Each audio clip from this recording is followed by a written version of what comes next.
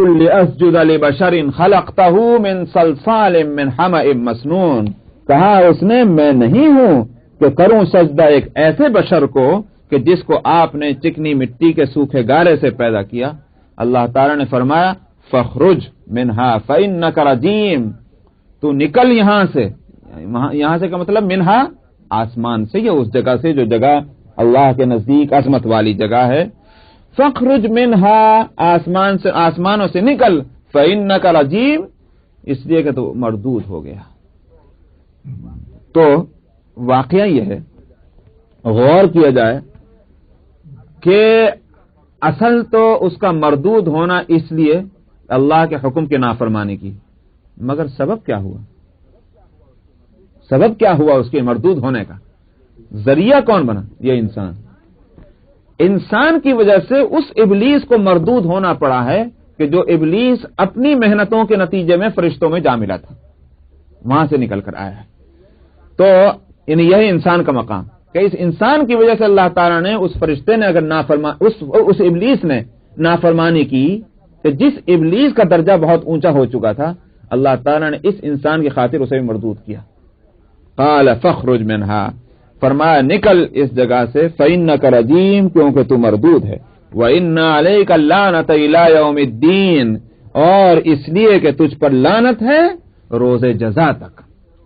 یہ مطلب نہیں ہے روز جزا تک ہونے کا کہ قیامت تک ہے، قیامت تک تیرے اوپر لعنت رہے گی، قیامت جب برپا ہو جائے گی تو لعنت اٹھا لی جائے گی تو پھر مقبول ہو جائے گا، ایسے نہیں، بلکہ یہ کہ محاورہ ہے، ہمیشہ ہمیشہ کسی چیز کو بتلانے کے لیے کہ ہمیشہ کے لیے، تو آپ کہتے ہیں قیامت تک تو یہ کام نہیں ہوگا، کیا مطلب ہے؟ کبھی نہیں ہوگا، تو یہ ہمیشہ کے واسطے بتلانے کے لیے یہی لفظ بولا جاتا ہے۔ اس محاورے کے مطابق فرمایا اور تجھ پر لعنت ہے روز جزا تک۔ قال رب فانظرنی الی یوم یبعثون، مردود تو ہو گیا، مگر اب بھی وہ بجائے اس کے کہ توبہ کرتا، اب وہ یہی شیطانی ہے۔ غلطی ہو جانا کوئی بڑی بات نہیں، غلطی ہو گئی بعد میں توبہ کر لے، اللہ رحیم ہے، لیکن جب غلطی ہو جانے کے بعد پھر اس پر جمنا، غلطی کے ساتھ اور غلطی کرنا، یہی ابلیس کا طریقہ ہے۔ ابلیس کا طریقہ یہ نہیں ہے کہ اگر غلطی ہو جائے تو معافی مانگنے کھڑا ہو جائے، ابلیس کا طریقہ یہ ہے غلطی ہو جائے، اس غلطی کے بعد اور غلطی کرو، تو اس نے یہی کیا۔ قال رب فانظرنی، اس نے کہا پروردگار مجھے اس دن تک کی مہلت دے دیجئے جس روز یہ سب اٹھائے جائیں گے۔ معلوم ہے ابلیس کا علم تو خوب ہے، ابلیس کا علم ہے کہ قیامت برپا ہوگی، لوگوں کو اٹھایا جائے گا، ان کا حساب اور کتاب ہوگا، یہ سارا اس کو پتا ہے، اتنا علم ہے اس کا۔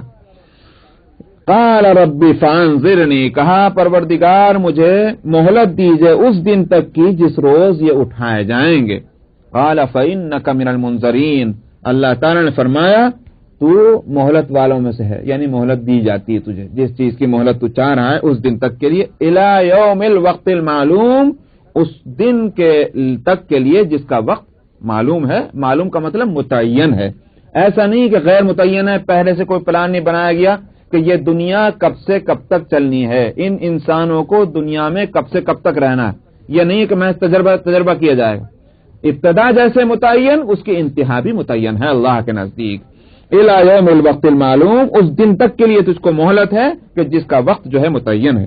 قال رب بما اغویتنی لأزینن لهم فی الارض ولأغوینہم اجمعین، وہ کہنے لگا پروردگار جیسے کہ آپ نے مجھے راستے سے ہٹا دیا ہے، بہترین ترجمہ یہی ہوگا موقع کے مناسب، ورنہ غوا یغوی کا ترجمہ آپ نے دیکھیں اس میں کیسا کیا ترجمہ کیا، بما اغویتنی، he said my lord because thou hast sent me astray، بھٹکا دیا، اس لیے میں راستے سے ہٹا دیا ترجمہ کیجیے۔ اللہ کے لیے کی طرف نسبت کرنا یہ نہیں ہوگا، راستے سے ہٹا دیا، کیا نا، جو میرا یہ مطلب جس جگہ میں تھا یہاں سے آپ نے مجھے دھتکار دیا، ہٹا دیا، یہ مطلب بما اغویتنی، جیسا کہ آپ نے مجھے راستے سے ہٹا دیا، اب میں کیا کروں گا؟ اب یہ نہیں ہے کہ میں کوئی اب توبہ کر کے، اب بلکہ میں اچھی بات ہے جب ہٹی کیا تو میں اپنی پوری کسر نکالوں گا۔ لَأُزَيِّنَنَّ لَهُمْ فِي الْأَرْضِ، میں زمین میں ان کے لیے خوشنمائیاں کروں گا۔ خوشنمائی جانتے ہیں آپ کیا مطلب ہوا؟ ہاں، یہ اس میں اٹریکشن ہو گئے تاکہ یہ لوگ اس کی طرف کو لپکیں. لَأُزَيِّنَنَّ لَهُمْ فِي الْأَرْضِ وَلَأُغْوِيَنَّهُمْ أَجْمَعِينَ، اور ان سب کو میں بھٹکاؤں گا. تو گناہ اگر خوشنما نہ ہوتا کون جاتا گناہ کی طرف؟ گناہ کو اتنا خوشنما کیا گیا ہے کہ صاحب لپکتا ہے ہر آدمی اس کی طرف، اسی طرح لپکتا ہے. چوری بھی خوشنما ہے، زنا بھی خوشنما ہے، جھوٹ بولنا بھی خوشنما ہے، ساری چیزوں میں خوشنمائی رکھ دی گئی. کیوں؟ تاکہ ادھر کو لپکے. اور اگر دیکھا جائے اطاعت اور فرما برداری اس میں دیکھنے میں خوشنمائی نہیں، اس نے دیکھنے کے اندر خوشنمائی نہیں ہے. اس کی حالت تو واقعہ یہ ہے کہ وہ جو حدیث میں فرمایا کہ حفت الجنت بالمکارہ، جنت جو ہے وہ ناپسندیدہ چیزوں سے گھیر دی گئی. اگر کوئی اچھے قسم کا پھل فروٹ والا پھولوں والا باغ ہو نا، چمن ہو، تو کیا کرے گا؟ بہترین محافظ وہ ہے کہ اس کے چار طرف ایسی باؤنڈری بنا دے کہ کوئی اندر نہ آ سکے. جانوروں سے بچانے کے واسطے کانٹے والی جھاڑیاں بھی ڈالنی پڑیں گی اس کو. کیوں؟ اس لیے کہ ہر ایک نہ آئے. اگر ہر ایک آ جائے تو نہ پھول رہے گا نہ پھل رہے گا. اب کس کو جو وہاں پھول اور پھل چاہیے اس کو کانٹوں والی جھاڑیوں سے گزرنا ہی پڑے گا. جس کو جنت میں جانا ہے ان ناگواریوں کو جھیلنا ہی پڑے گا جو اس کے راستے میں اللہ نے ڈال دی ہیں. حفت الجنت بالمکارہ، جنت گھیر دی گئی ہے ناپسندیدہ چیزوں سے. تو گناہوں کے اندر خوشنمائی ہے اور جو نیکی کا کام ہے اس میں کوئی خوشنمائی نہیں. ہاں، جو اس راستے پر چل گیا اور ایک دفعہ اس کو ذائقہ مل گیا اس کا، پھر اس سے بڑھ کر کوئی چیز نہیں اس کے نزدیک. وہ تو ایسے ہی جس نے پھل کھا لیا اور پھول کو سونگھ لیا. تو یہی صورت ہے، دیکھنے میں خوشنمائی نہیں ہے. ہم یوں چاہتے ہیں کہ عبادت اور اطاعت کے اندر ایسا اٹریکشن ہو کہ آدمی اس کی طرف لپکے. کہاں سے ہوگا؟ اس میں نہیں ہو سکتا. وہ تو چکھنے والی چیز ہے، چکھنے کے بعد ہی اس کا مزہ آئے گا، دیکھنے سے اس کا کوئی تعلق نہیں ہے. تو اس لیے اس نے کہا لَأُزَيِّنَنَّ لَهُمْ، میں خوشنمائیاں کروں گا ان کے لیے زمین میں اور ان سب کو بھٹکاؤں گا. إِلَّا عِبَادَكَ مِنْهُمُ الْمُخْلَصِينَ، مگر آپ کے وہ بندے جو ان میں سے چن لیے گئے ہیں، جن کو آپ نے ان میں سے منتخب کر لیا ہے، نیکی ہدایت دے کر توفیق دے کر کے، ان پر تو میرا بس نہیں چلے گا. یعنی مطلب میں ان کو نہیں بھٹکاؤں گا، یہ نہیں کہ بھٹکانا نہیں چاہوں گا، بلکہ میں کر ہی نہیں سکوں گا. وہ تو آپ کے سلیکٹڈ بندے ہوں گے. سلیکٹڈ کا معنی ہرگز یہ نہیں ہے کہ وہ محنت کرو کہ نہ کرو، بس اللہ میاں نے تو ان کو چوز کر لیا، یہ مطلب نہیں. بلکہ اس سلیکشن کی دو صورتیں ہیں، خوب سمجھ لیجئے. سلیکشن کی دو صورتیں ہیں. ایک تو یہ کہ اللہ نے پہلے ان کو منتخب کر لیا، اس کا تقاضا یہ ہے کہ وہ نافرمانی نہیں کرتے، جیسے انبیاء علیہ الصلوۃ والسلام. انبیاء علیہ الصلوۃ والسلام کو جو مقام ملا ہے وہ کسی عمل کے نتیجے میں نہیں ملا کہ انہوں نے عبادت کی، محنت کی، وظیفے پڑھے، نبی بن گئے. یہ نہیں ہے بالکل. بلکہ یہ کہ چونکہ اللہ نے ان کو نبی بنایا، اس واسطے وہ نافرمانی نہیں کریں گے.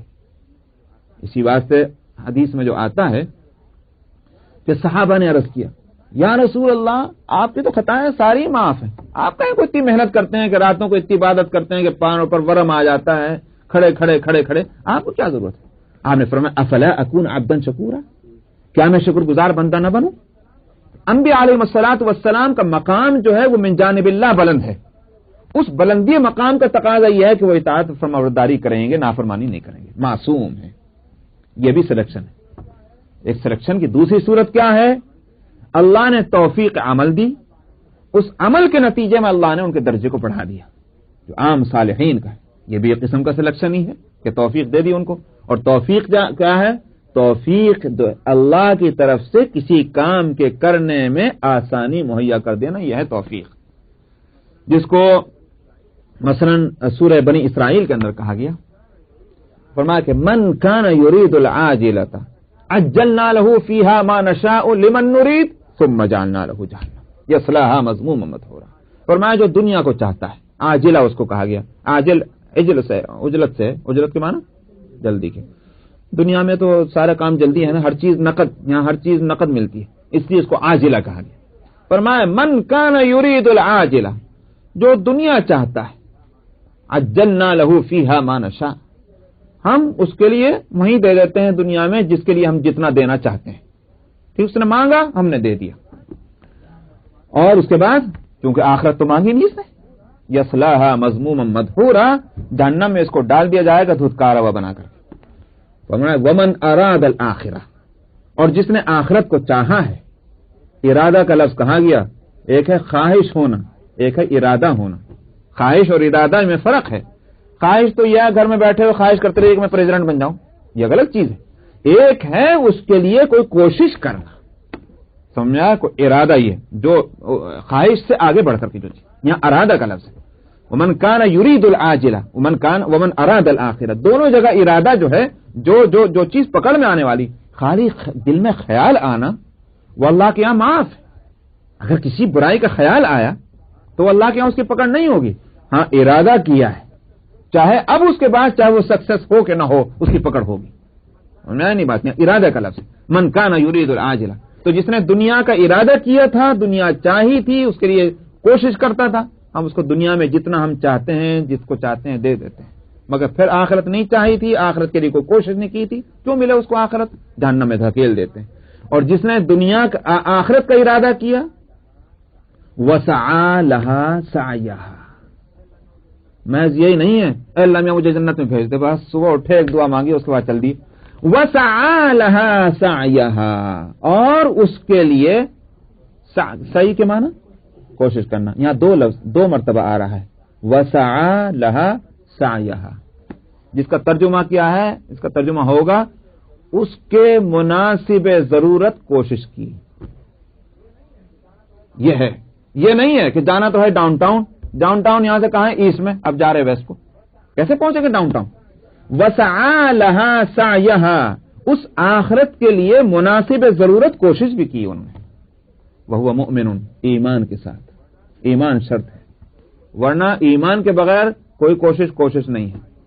فَأُولَٰئِكَ كَانَ سَعْيُهُمْ مَشْكُورًا، ان کی کوششوں کی قدردانی کی جائے گی. اور اس کے بعد فرمایا كُلًّا نُمِدُّ هَٰؤُلَاءِ وَهَٰؤُلَاءِ مِنْ عَطَاءِ رَبِّكَ، ان کی بھی اور ان کی بھی تیرے رب کی عطا اور دین سے مدد کی جائے. ہم مدد کرتے ہیں. تو مطلب یہ ہے جو دنیا چاہتے ہیں ان کو بھی ہم ہی دیتے ہیں، اور جو آخرت چاہتے ہیں ان کو بھی ہم ہی دیتے ہیں. یہی ہے توفیق. توفیق اصل میں لفظ وفق سے ہے. اردو میں آپ کہتے ہیں موافقت. موافقت کے معنی کیا ہے؟ موافقت ہے، نو ڈفرنس نہیں ہے اس میں، یہی ہے موافقت نا. تو اس سے وفق، واو فے قاف، یہ اس کا روٹ ورڈ بیس ورڈ ہے، اسی سے موافقت بنا اور اسی سے توفیق بنی.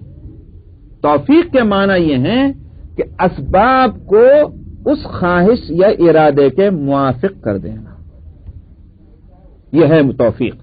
تو چاہے وہ برے کام کے لیے ہو چاہے اچھے کام کے لیے ہو، مگر آگے چل کر کے پھر اس لفظ توفیق کو اچھے کاموں کے لیے استعمال کیا جانے لگا، برے کام کے لیے، لیکن اپنے اصل کے اعتبار سے یہ برے کے لیے ہو. یعنی کیا مطلب؟ ایک شخص جو کام چاہتا ہے، جو چیز چاہتا ہے، اسباب کو اس کے موافق کر دینا، اس کا نام توفیق. پہلے چاہے گا بندہ، اللہ میاں اس کے اسباب کو اس کے لیے آسان کر دیتے ہیں. تو چوری کرنا چاہتا ہے، لے جا، ایسے سوتے رہیں گے گھر والے کی آنکھیں نہیں کھلے گی، چور چوری کر کے چلے جائے.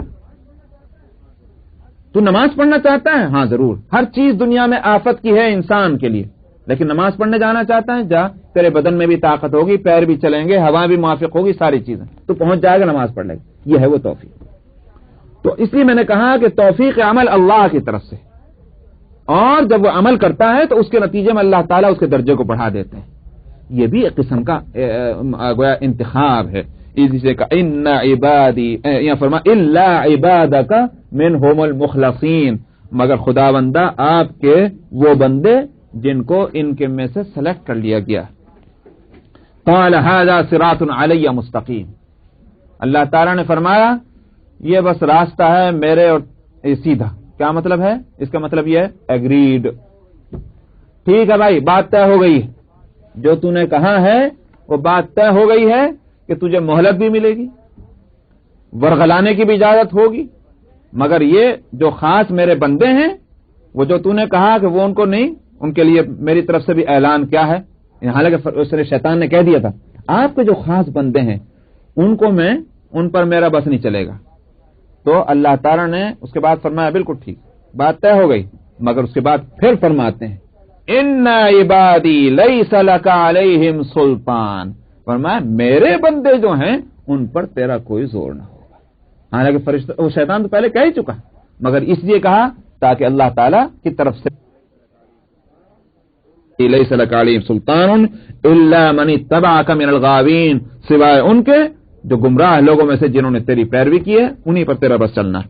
وَإِنَّ جَهَنَّمَ لَمَوْعِدُهُمْ أَجْمَعِينَ، اور پھر ایسے گمراہ لوگوں کا جہنم جو ہے وہی ان کے وعدے کی جگہ ہے، یعنی مطلب وعدہ ہے پھر ان کے لیے کہ جہنم میں ان کو جھونکا جائے گا۔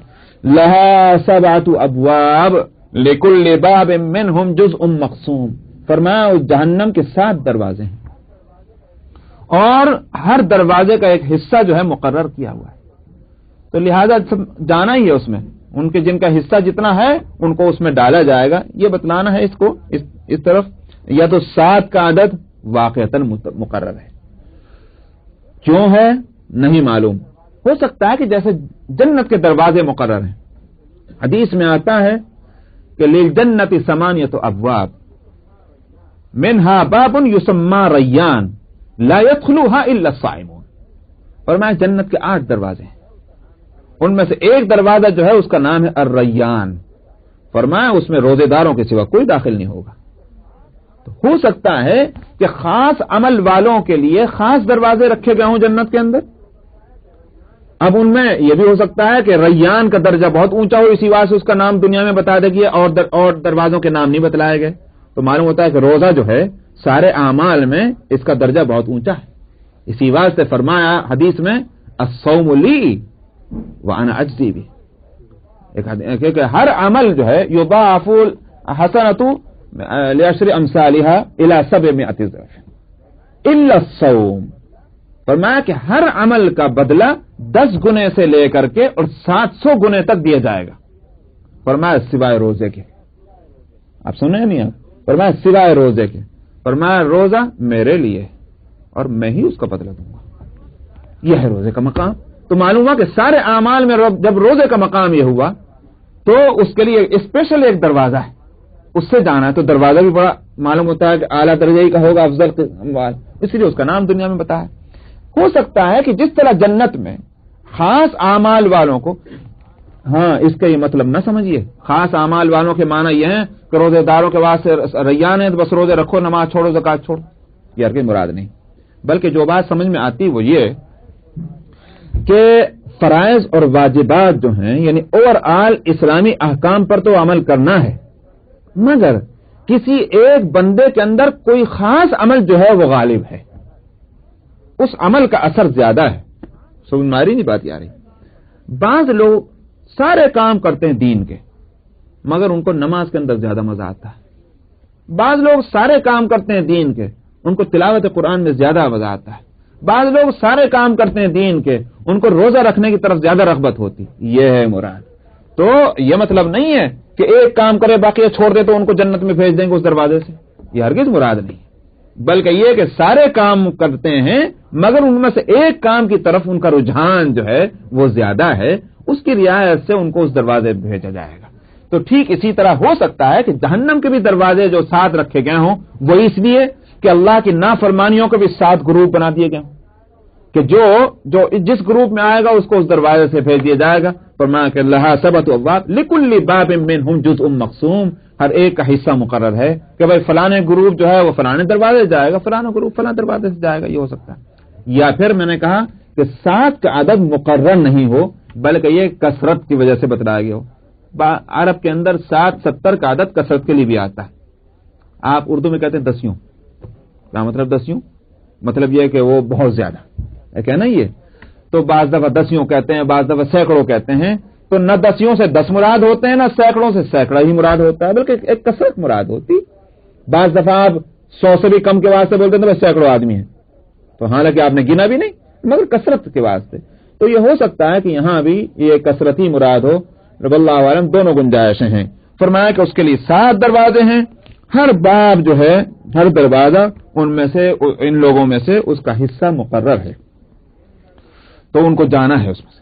ان المتقین فی جنات وعیون، فرمایا اب یہ تو جہنم والوں کو تو ذکر آ گیا، جو نافرمان ہیں ان کے لیے جہنم ہے، اس کے مقابلے میں فرمایا متقین ان کے لیے جنتیں ہوں گی اور چشمے ہوں گے، ادخلوها بسلام آمنین، وہاں کہا جائے گا داخل ہو جاؤ ان جنتوں میں سلامتی کے ساتھ، امن کے ساتھ۔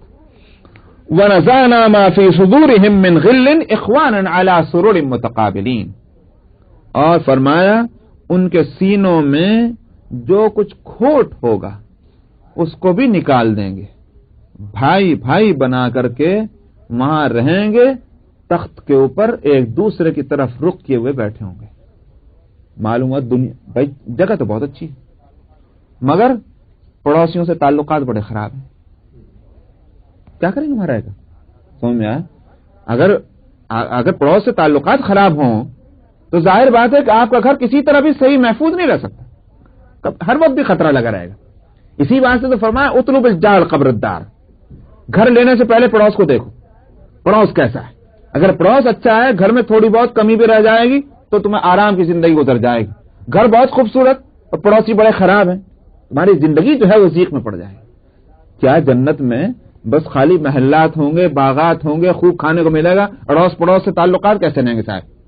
فرمایا ایسے ہوں گے جو کھوٹ، اول تو جنت میں جانے سے پہلے ہی سارے، لیکن اگر ایک دوسرے کی طرف سے کوئی تھوڑا بہت کھوٹ بھی ہوگا اس کو بھی ہم نکال لیں گے۔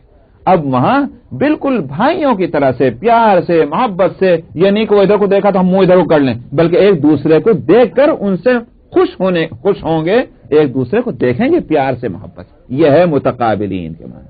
اب معلوم کیا ہوا کہ جنت بھی آرام کی جگہ، اڑوس پڑوس سے بھی سکون اور آرام اور راحت ہی مل رہی ہے، تو یہ ہے جنت کی بات۔ علی سرر متقابلین لا یمسهم فیہا نصب وما هم منہا بمخرجین، اور فرمایا وہاں نہ تو انہیں کوئی تھکن اور پریشانی ہوگی اور نہ وہ وہاں سے نکالے جائیں گے۔ تو معلوم ہوا کہ جگہ تو بہت اچھی ہے مگر کل تک کے واسطے، ظاہر ہے اس کی کوئی قیمت نہیں، بلکہ یہ کہ ہمیشہ رہنا، کبھی نکالے نہیں جائیں گے وہاں سے۔ اور دوسری بات یہ کہ صاحب جنت تو بہت اچھی مگر بڑی مشکلوں سے جہاں پہنچیں گے تو تھک جائیں گے، سو جائیں گے۔ تو تھکے ہوئے سوے آدمی کے واسطے کیا نعمت ہے؟ فرمایا وہاں تھکن کا نام و نشان نہیں ہوگا، ہر وقت تر و تازہ ہیں، اور یہ سب سے بڑی نعمت ہے انسان کے حق میں۔ لا یمسهم فیہا نصب، نہ وہاں کوئی مصیبت ہوگی، نہ تھکن ہوگی، اور نہ وہاں سے نکالے جائیں گے۔ بس یہ تک رکھیے۔ اعوذ باللہ من الشیطان الرجیم، بسم اللہ الرحمن الرحیم، نبئ عبادی انی انا الغفور الرحیم وان عذابی هو العذاب الألیم ونبئهم عن ضيف إبراهيم إذ دخلوا عليه فقالوا سلاما قال إنا منكم وجلون قالوا لا توجل إنا نبشرك بغلام عليم قال أبشرتموني على أن مسني الكبر فبم تبشرون قالوا بشرناك بالحق فلا تكن من القانطين قال ومن يقنط من رحمة ربه إلا الضالون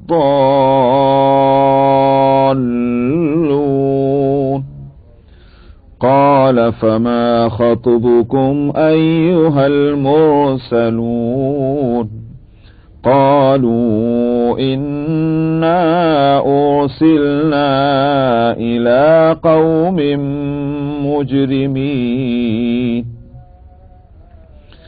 إلا آل لوط إنا لمنجوهم أجمعين إلا امرأته قدرنا إنها لمن الغابرين فلما جاء آل لوط المرسلون قال إنكم قوم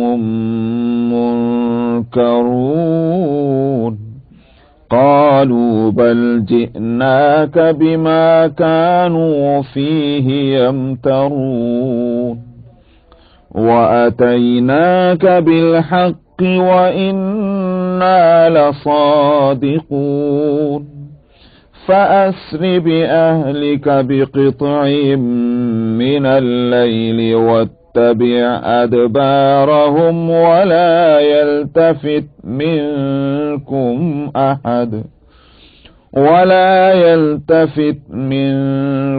أحد وامضوا حيث تؤمرون وقضينا إليه ذلك الأمر أن دابر هؤلاء مقطوع مصبحين وجاء أهل المدينة يستبشرون قال إن هؤلاء ضيفي فلا تفضحون واتقوا الله ولا تخزون قالوا أولم ننهك عن العالمين قال هؤلاء بناتي إن كنتم فاعلين لعمرك إنهم لفي سكرتهم يعمهون فأخذتهم الصيحة مشرقين فجعلنا عاليها سافلها وأمطرنا عليهم حجارة من سجيل إن في ذلك لآيات للمتوسمين وإنها لبسبيل مقيم إن في ذلك لآية للمؤمنين وإن كان أصحاب الأيكة لظالمين فانتقمنا منهم وإنهما لبإمام مبين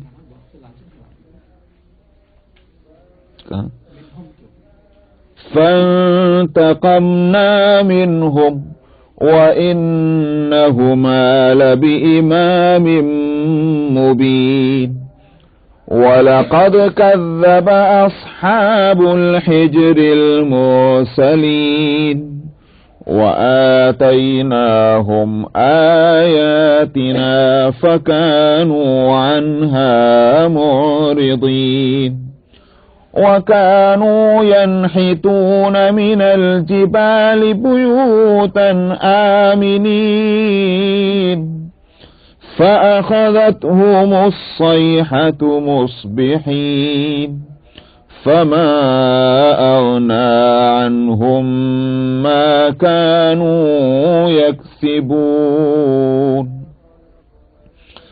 وما خلقنا السماوات والأرض وما بينهما إلا بالحق وإن الساعة لآتية فاصفح الصفح الجميل إن ربك هو الخلاق العليم ولقد آتيناك 7 من المثاني والقرآن العظيم صدق الله العظيم.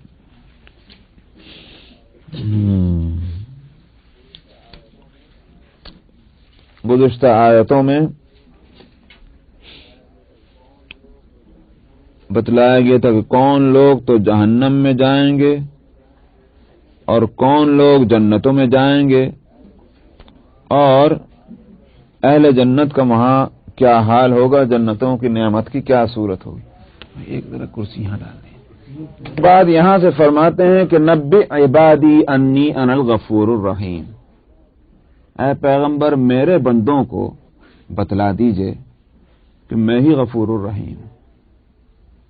हासिल यह है कि मग़फ़रत करने वाला मैं, मेहरबानी करने वाला मैं, तो तुम्हारी पेशानियां और तुम्हारे सर तो मेरे सामने झुकने चाहिए, न कि गैरों के सामने। गैरों में से कौन है गफूर और कौन है रहीम। इन्नी अनल, जो अरबी ग्रामर के एतबार से गौर किया जाए तो इन्नी और अना दोनों एक ही माना दे रहे हैं, लेकिन दो लफ्जों को, एक माना वाले दो लफ्जों को जो लाया गया ताकीद के वास्ते, जिसका उर्दू में तर्जुमा इसी तरह होगा कि मैं ही गफूर और रहीम हूं, मेरे सिवा कोई न गफूर है और न रहीम है। तो एक बात तो ये बतलानी है कि इधर आधर क्यों जाते हो, इधर आओ इसलिए कि तुम्हारी मग़फ़रत और मेहरबानी का इंतजाम तो यहां है। दूसरी बात ये भी कि जिंदगी भर के गुनाहों के बाद मायूसी न हो, बल्कि ये कि जिस जात से तुम्हारा वास्ता होगा, जिस जात से तुम माफी मांगोगे, जिस जात के सामने से तुम तौबा के लिए हाथ फैलाओगे, उसकी शान है गफूर और रहीम। इसलिए जिंदगी भर के गुनाहों के बाद फिर सच्चे दिल से अगर तौबा करने आओगे तो तुम अल्लाह सुब्हानहू व तआला अपनी शान गफ्फारी के साथ तुम्हारे साथ मामला करेंगे। व अन्ना अज़ाबी हुवल अज़ाबुल अलीम, लेकिन अल्लाह जहां गफूर हैं और रहीम हैं वहां फिर सजा देना चाहें तो सजा भी उनकी बड़ी दर्दनाक है। व अन्ना अज़ाबी हुवल अज़ाबुल अलीम, ये अल्लाह की दो सिफतें बेयकदम मौजूद, यानी हर हालत में मौजूद है। ये नहीं कि जैसे इंसानों की हालत है, खुश हैं तो अब नाराज नहीं, नाराज हैं तो खुश नहीं। अल्लाह की हर सिफत अजली और अबदी है, उसमें कंटिन्यूएशन है। ये नहीं कि अल्लाह सुब्हानहू व तआला जिस वक्त मेहरबान है तो उस वक्त अब गजबनाक नहीं, और अब अल्लाह जिस वक्त कहार हैं तो उस वक्त रहीम नहीं, ये सूरत नहीं। व अन्ना अज़ाबी हुवल अज़ाबुल अलीम, फिर मेरा अजाब भी दर्दनाक अजाब है। ये दो सिफतें अल्लाह ने अपनी बतलाई। इसके बाद फरमाते हैं कि वनब्बिहुम अन दैफ़ि इब्राहीम, और इनको इब्राहीम के मेहमान का किस्सा भी जरा बतला दीजिए। एक नब्बे का लफ्ज यहां आ रहा है, वहां भी नब्बे था, आयतों पे गौर करें। नब्बिहुम, नब्बे इबादी, मेरे बंदों को बतला दीजिए, और यहां भी लफ्ज नब्बी है।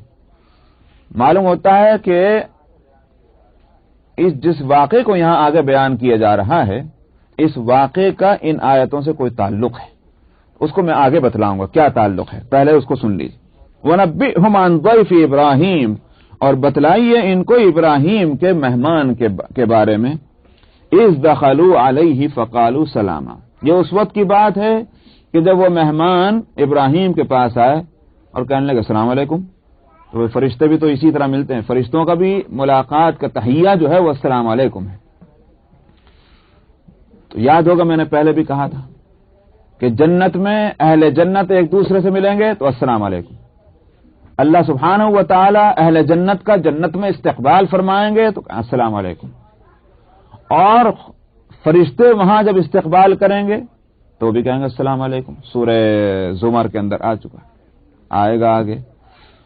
दुनिया में भी फरिश्ते जब आते हैं रहमतें लेकर अल्लाह की, तो वह भी उन लोगों को जो रहमतों के मुस्तहिक़ हैं उनको भी सलाम कहते हैं।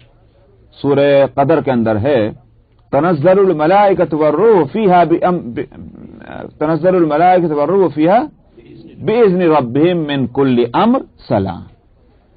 तो हर नेक बंदा जो मसरूफ़ दुआ है, मसरूफ़ इबादत है, उस रात में फरिश्ते आकर, खास तौर पर जिनमें रूहुल अमीन यानी हज़रत जिब्रील जो सरदार हैं सारे फरिश्तों के, वो भी हैं। तो मालूम होता है कि उनके क़यादत में, उनकी सरकर्दगी में ये पूरा काफिला फरिश्तों का, रहमत वाले फरिश्तों का ऊपर से आता है। बड़े एहतमाम के साथ अल्लाह ताला इन फरिश्तों को भेजते हैं, इसीलिए तो लफ्ज़ रूह फरमाया। تو روح الامین کی سرکردگی میں یہ فرشتے آتے ہیں اور ہر نیک بندے کا استقبال یا اس سے ملاقات جو ہوتی ہے وہ السلام علیکم کے ذریعے سے ہوتی ہے. یہاں بھی فرشتے آئے اور کہا السلام علیکم. قال انا منکم وجلون. ابراہیم علیہ السلام نے ان کو بٹھلایا اپنے گھر میں، اور یہاں اس کی تفصیل نہیں ہے، سورہ زاریات کے اندر ہے کہ حضرت ابراہیم علیہ السلام کی اپنی عادت کے مطابق جب دیکھا کہ مہمان ہیں تو مہمانوں کے لیے کھانا تیار کر دیا. بیجلن سمین کا لفظ ہے، ایک اچھا تر و تازہ بچڑا جو ہے گائے کا بچہ وہ تیار کروا کر کے اور بھون بھنا کر کے اس کو لے کر آئے. فقربہ الیہم، اور ان کے سامنے انہوں نے پیش کیا کھانے کے لیے. قال الا تاکلون، وہ تو ہاتھ ہی نہیں بڑھاتے کھانے کے واسطے. تو ابراہیم علیہ السلام نے دیکھا کہ بھئی یہ مہمان ہیں، کھانا کیوں نہیں کھاتے. ان کو ذرا اس سے وحشت ہوئی، کیا ان کی نیت میں کوئی گڑبڑ تو نہیں ہے، کسی بری نیت سے تو نہیں آئے یہ. اس لیے کہ اگر دوست ہوتا یا مہمان ہوتا تو وہ کھانا کھاتا. کھانا نہ کھانا معلوم ہوتا ہے کہ اس میں کوئی فی ہے، اس میں کچھ دال میں کالا ہے. تو اس لیے انہوں نے کہا کہ مالکم فقربوا، قال الا تاکلون، کیوں نہیں کھاتے. یہاں اس پوری تفصیل کو نہیں بیان کیا، بس یہ کہ قال انا منکم وجلون. ابراہیم علیہ السلام کہنے لگے ہمیں تو تم سے ڈر لگ رہا ہے بھائی، تم جو اس حالت میں ہو کہ آدمی کی شکل میں ہیں مگر یہ کہ کھاتے نہیں، تو کیوں نہیں کھاتے، اس سے ڈر ہے. قالوا لا توجل انا نبشرک بغلام علیم.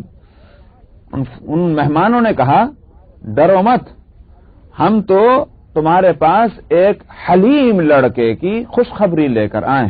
اب کھول دیا کہ ہم آدمی نہیں، ہم تو فرشتے ہیں جو خوشخبری لے کر آئے. اس لیے کہ ان کا آنا یا ان کی یہ خبر دینا ایسا نہیں تھا جیسے کسی مریض کو، کسی پریگننٹ کو ڈاکٹر دیکھ کر کہیں ہاں تمہارے یہاں لڑکا پیدا ہونے والا ہے، ایسی کوئی بات نہیں تھی. ابراہیم علیہ السلام کی کوئی امید پیدائش کی نہیں تھی. حضرت سارہ کتنے عرصے سے باندھ چلی آ رہی تھی. ابراہیم علیہ السلام بوڑھے ہو چکے ہیں، 100 سال کی ان کی عمر ہے تقریباً، اور 80-88 سال کی عمر ان کی بھی ہو گئی حضرت سارہ کی. اس عمر میں نہ مردوں کے کوئی بچہ ہوتا ہے نہ عورتوں سے ہوتا ہے. اس لیے ایسی حالت میں آ کر کے جب اس کی کوئی کسی طرح کی امید نہ ہو، کوئی آثار نہ ہو، تو کوئی آ کر بتلا ہم خوشخبری دیتے ہیں کہ تمہارے یہاں ایک لڑکا ہوگا. معلوم ہوا کہ یہ آدمی نہیں ہے. سمجھ میں آ گئی بات کہ یہ فرشتے ہیں اللہ کے جو آدمیوں کی شکل میں آئے. انا نبشرک بغلام علیم، ہم آپ کو خوشخبری دیتے ہیں ایک علم والے غلام کی. قال ابشرتمونی علی ان مسنی الکبر فبما تبشرون. حضرت ابراہیم علیہ السلام نے کہا کیا تم مجھے اس حالت میں خوشخبری سنا رہے ہو کہ مجھے بڑھاپے نے آ پکڑا. مسنی الکبر فبما تبشرون، میں کس چیز کی خوشخبری سنا رہے، کئی بڑھاپے میں اولاد ہوا کرتی کیا. قالوا بشرناک بالحق، وہ کہنے لگے ہم سچی آپ کو خوشخبری سنا رہے ہیں، حقانیت کے ساتھ، سچائی کے ساتھ، صداقت کے ساتھ. فلا تکن من القانتین، آپ مایوس لوگوں میں سے نہ ہو. ٹھیک ہے آپ بوڑھے ہیں، ٹھیک ہے بیگم صاحبہ بھی بوڑھی ہو گئی، مگر امید تو پھر بھی قائم ہے. زندہ تو ہو، تم بھی زندہ ہو، وہ بھی زندہ ہیں، تو زندہ انسانوں سے اولاد کا ہونا یہ کوئی ایسی چیز نہیں کہ ناممکن ہو. مایوس کیوں ہوتے ہو. قال ومن يقنط من رحمت ربه الا الضالون. ابراہیم علیہ السلام کو بھی خیال ہوا بے شک وہ جو کچھ کہہ رہے تھے وہ عام حالات اور عام اسباب پر نظر کر کے کہہ رہے تھے، مگر پیغمبر کی شان کیا ہے؟ پیغمبر کی شان یہ ہے کہ جہاں ایک طرف اسباب پر نظر ہو وہاں مان ٹھیک اسی وقت میں مسبب الاسباب پر بھی نظر جانی چاہیے. تو ابراہیم علیہ السلام کو فوراً محسوس ہوا اور انہوں نے کہا وَمَن يَقْنَطُ مِن رَحْمَتِ رَبِّهِ إِلَّا الضَّالُّونَ، اللہ کی رحمت سے گمراہ لوگوں کے علاوہ اور کون مایوس ہو سکتا ہے. معلوم ہوا کہ ایمان جو ہے وہ ہے ہی دراصل خوف اور رجا کے بیچ کا نام. اس میں نا امیدی آنا یہ ایمان کے منافی ہے. قرآن حکیم میں فرمایا دوسری جگہ لا تیأسوا من روح اللہ انہ لا یأس من روح اللہ الا القوم الکافرون. اللہ کی رحمتوں سے مایوس نہ ہو، اللہ کی رحمتوں سے مایوس ہونے والے کافر لوگ ہوا کرتے ہیں. مومن جو ہے وہ کسی حالت میں مایوس نہیں ہو سکتا. کتنی بھی ناموافق حالات ہوں، لیکن اس کے باوجود اس میں ایک امید کی ایک کرن ضرور ہے کہ یہ ناموافق حالات اللہ کی طرف سے، سو اللہ نے اگر ناموافق بنا دیے میرے حالات، وہی موافق بھی بنا سکتا ہے. یہ امید کی کرن ایک مومن کو ہوتی ہے، اس لیے کہ اس کی نظر مسبب الاسباب پر ہے. اور ایک کافر، وہ کیا جانے مسبب الاسباب کیا ہے؟ کافر کی نظر تو اسباب پر ہے، اس لیے وہ جب سمجھتا ہے کہ اسباب مہیا نہیں ہیں، اس کو کہاں سے امید نظر آئے گی؟ سمجھ میں آئے نہیں بات؟ لیکن مومن کی نظر مسبب الاسباب پر ہے، اور مسبب الاسباب زندہ ہے، مختار ہے، قادر ہے، اس لیے نا امیدی کا کوئی سوال پیدا نہیں ہوتا. تو وَمَن يَقْنَطُ مِن رَحْمَتِ رَبِّهِ إِلَّا الضَّالُّونَ، اپنے رب کی رحمت سے کون مایوس ہو سکتا ہے سوائے بھٹکے ہوئے لوگوں کے. قَالَ فَمَا خَطْبُكُمْ أَيُّهَا الْمُرْسَلُونَ.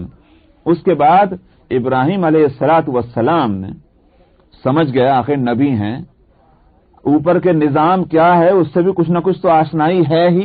ابراہیم علیہ السلام کو سمجھ گیا کہ خوشخبری دیے تو دی، لیکن محض خوشخبری دینے کے واسطے یہ دو فرشتے کیوں چلے آ رہے ہیں؟ دو تھے وہ، جیسا کہ دوسرے کا موجود ہے، تو دو فرشتے جو آئے ہیں معلوم ہوتا ہے کچھ اور بھی کام ہے ان کے سپرد. تو پوچھا کیا حال ہے تمہارا اے بھیجے ہوئے؟ قالوا انا ارسلنا الى قوم مجرمین. وہ کہنے لگے ہمیں مجرم قوم کی طرف بھیجا گیا ہے. بیچ میں ہم خوشخبری سنانے کے رکے ہیں اور جا رہے ہیں مجرم قوم کی طرف. ظاہر ہے مجرم قوم کی طرف ان کو کوئی دعوت کرنے تھوڑی جا رہے، سزا دینے جا رہے. مجرم قوم کا جب لفظ آیا انا ارسلنا الى قوم مجرمین الا آل لوط، ابراہیم علیہ السلام نے جو سنا تو فوراً فکر مند ہوئے کہ وہ جو میرے کزن ہیں لوط، ان کا کیا بنے گا؟ کیونکہ بات صاف ہو گئی کس قوم کی طرف جا رہے ہیں. قوم مجرم سے مراد حضرت لوط علیہ السلام کی قوم ہے، اس لیے کہ ان کے حالات بگڑ ہی اتنے چکے تھے کہ جب مجرم کا لفظ کہیے تو فوراً سمجھ میں آ جائے کہ وہی قوم ہے. یعنی جیسے آپ مثلا کوئی آدمی آپ کے معاشرے میں مثلا چوری میں مشہور ہو، آپ کہیں آگے چور، کیا چوری ان کے سوا کوئی اور نہیں ہو سکتا؟ لیکن آپ کے اس سوسائٹی کے اندر ایک لفظ جب ایک عمل سے زیادہ مشہور ہو جاتا ہے، چاہے نیک نامی ہو یا بدنامی ہو، تب آپ اسی عمل سے اس کو یاد کر لیتے ہیں تو فوراً ذہن ادھر ہی متوجہ ہوتا ہے. ٹھیک اسی طرح سے مجرم قوم کے لفظ جیسے ہی کہا فرشتوں نے، سمجھ میں آ گئی بات کہ لوط علیہ السلام کی قوم کا مسئلہ ہے، اس لیے کہ ان کے جرائم اپنے حد سے آگے بڑھ چکے تھے اور ان کی شہرت دور دور تک پھیل چکی تھی. اس لیے قوم مجرم کے لفظ سے کسی اور طرف متوجہ نہیں ہوا ذہن. تو ابراہیم علیہ السلام کو فکر ہوئی تو لوط علیہ السلام کے اور ان کے گھر والوں کی. ایک تو یہ کہ وہ نبی وقت، اور دوسری طرف یہ کہ ان سے رشتہ داری ہے، وہ کزن ہیں. اور یاد ہوگا پہلے میں بتلا چکا ہوں کسی موقع پر کہ ابراہیم علیہ السلام نے اپنے جب دعوت نبوت کا کام شروع کیا، دعوت دین کا، تو سب سے پہلے ایمان لانے والے کون تھے؟ حضرت لوط علیہ السلام. تو لوط علیہ السلام سب سے پہلے ایمان لائے، حالانکہ نوعمر تھے. جیسے نبی کریم صلی اللہ علیہ وسلم پر 9 عمروں میں سب سے پہلے ایمان لانے والے سیدنا علی رضی اللہ عنہ ہیں، اسی طرح ابراہیم علیہ السلام پر ایمان لانے والے لوط علیہ السلام. تو ان کے دعوت کے کام میں، دعوت دین کے کام میں لوط علیہ السلام شروع سے برابر شریک رہے ہیں اور محنت کرتے رہے ہیں. اس لیے ابراہیم علیہ السلام کو رشتے کے علاوہ، خاندانی جو ایک رشتہ تھا اس کے علاوہ ان سے جو شروع سے ایک تعلق رہا ہے، اس کی وجہ سے انہوں نے کہا کہ بھئی ان کا کیا ہوگا؟ تو فرشتوں نے کہا الا آل لوط، مگر لوط کے گھر والے جو ہیں، انا لمنجوہم اجمعین، ہم ان سب کو بچائیں گے، نجات دیں گے عذاب سے، الا امرأتہ، سوائے ان کی بیگم کے.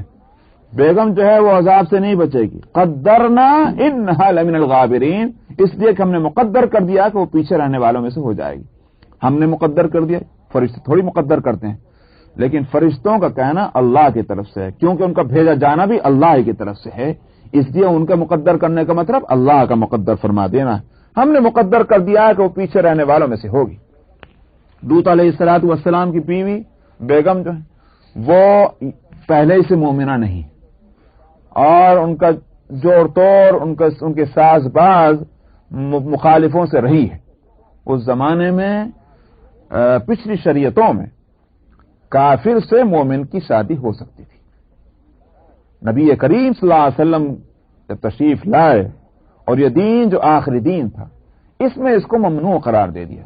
ایک مومن کا ساتھ مومن سے تو ہو سکتا ہے، مشرک سے نہیں. تو پچھلی شریعتوں میں اس کی اجازت تھی. اسی واسطے تو نبی کریم صلی اللہ علیہ وسلم کی بھی جو 2 بیٹیاں ہیں رقیہ اور ام کلثوم، ان کی شادیاں جو ہوئیں وہ ہوئی ہیں پہلے جو مومن نہیں تھے، کافر تھے، ان سے، کیونکہ اس وقت تک یہ شرعی حکم نہیں آیا تھا. سورہ بقرہ میں وہ آیتیں آ چکی ہیں. تو بہرحال یہ کہ حضرت لوط علیہ السلام کی بیوی وہ مومنہ نہیں ہے، جیسے نوح علیہ السلام کی بیوی بھی مومنہ نہیں تھی. لیکن خیر، مومنہ نہ ہونا تو اور بات ہے، کم سے کم دوسروں سے ساتھ تو نہ ہو. مگر لوط علیہ السلام کی بیوی جو تھی وہ دشمنوں کے ساتھ ان کا اپنا ہمدردی اور وفاداری ان کے ساتھ تھی. اس واسطے یہ ہوا کہ عذاب میں مبتلا ہونے والی رہیں. فلما جاء آل لوط المرسلون، جب